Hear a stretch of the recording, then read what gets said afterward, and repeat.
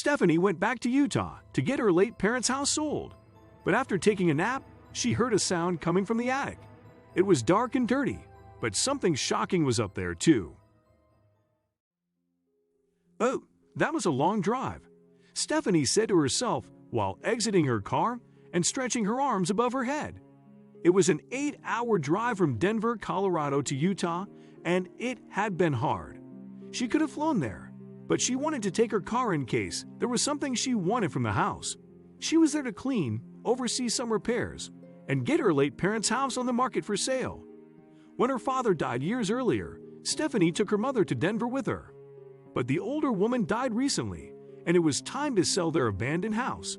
Stephanie knew it would need tons of improvement before it could be listed, but she was ready.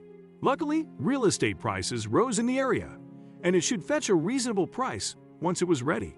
Opening the trunk of her car, she grabbed her bags and went to the porch. It took a bit of force, but she managed to finally jingle the keys enough to open the front door. The ambience was terrible. There was a stale smell in the air, cobwebs and dirt.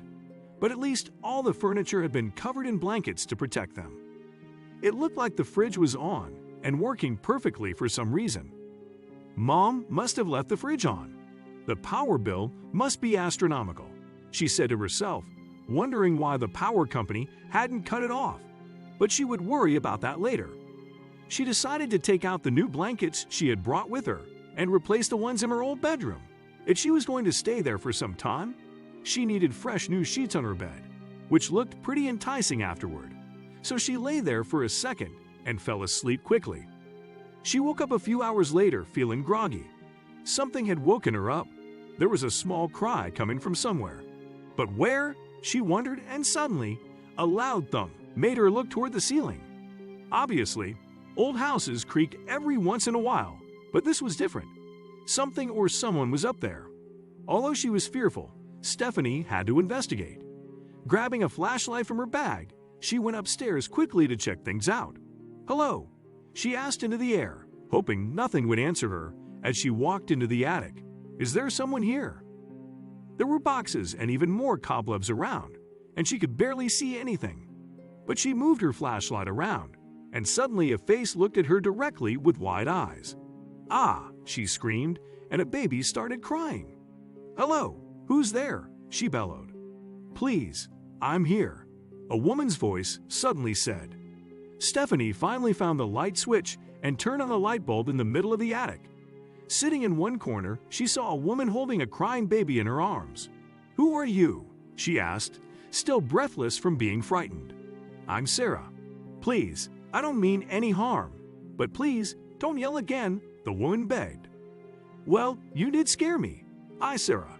What are you doing here?" Stephanie asked, lowering her voice to avoid disturbing the baby once again. Sarah stood up from her place in the corner and approached Stephanie. "It's a long story, but I basically invaded this house when my loser ex-boyfriend kicked me out," Sarah explained, trying to sound funny. "Oh, I saw this place, and no one was inside. I've been living here for a while," Sarah continued. "So you must have turned on the fridge?" Stephanie wondered. "Yes, luckily, the electricity is still working just fine." "Well, good. Come down. I don't mean no harm either," Stephanie offered kindly. Downstairs, Stephanie surveyed the kitchen and found a couple of tea bags.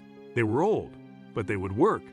Sarah sat opposite her after leaving the baby in another room to sleep peacefully. They talked for a long time.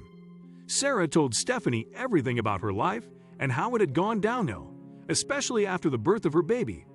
Her boyfriend threw her out because apparently he didn't like babies anymore, and she had nowhere else to go. Stephanie nodded, understanding the woman's predicament.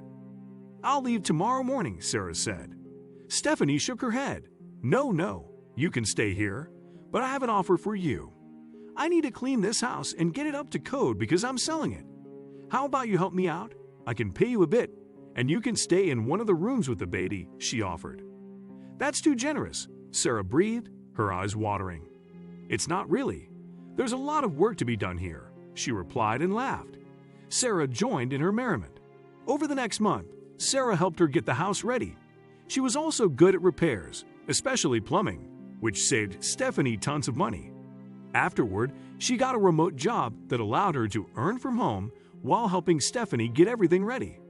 However, when the house was ready, Stephanie decided to rent it out to Sarah. She realized that she didn't want to sell her parents' home and trusted Sarah completely. She went back to Denver, and Sarah paid her promptly every month. Give people a chance. Stephanie was kind enough to offer Sarah a place to stay in exchange for her help. In the end, it benefited her. Always have a backup plan. Sarah got kicked out of her home and didn't have anywhere to go. You should always be prepared and have a plan B for any occasion.